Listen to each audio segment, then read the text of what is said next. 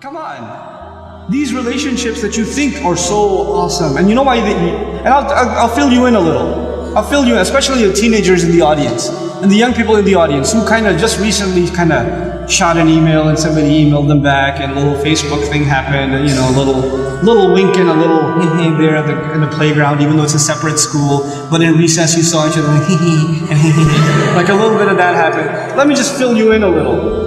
All of this is a product of low self-esteem. You think you're ugly. So if a guy thinks you're cute, you're like, really? I'm beautiful? You have low self-esteem. You think nobody's gonna like you, nobody's gonna want to marry you, and all of that stuff. And on the other hand, the guy, we don't have good friendships and good relationships, and we're looking for something. And most of the guys, I don't have to tell you what's going on in your head. You and I have ijma' on this issue. The things that go on in our head. There's no reason for me to explain all of that to you.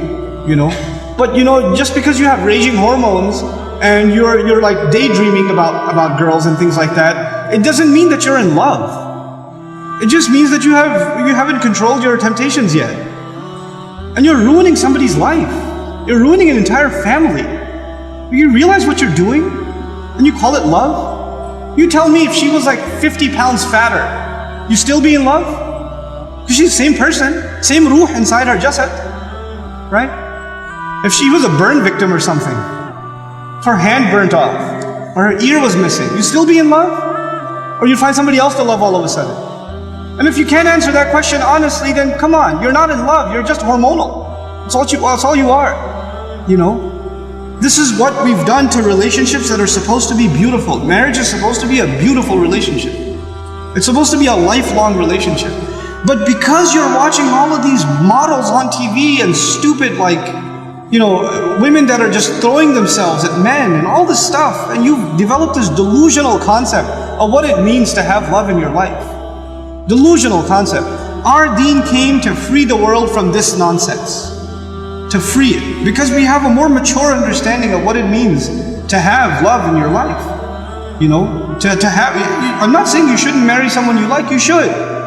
You should be attracted to your future spouse. All of those things are fine, but there's a decency that you have to exhibit before then, And if you're okay with talking to a girl like that, you should be okay with somebody talking to your sister. You're okay with that too? Not if you have any ounce of decency left inside you. If you do, then this is how we have to end these things.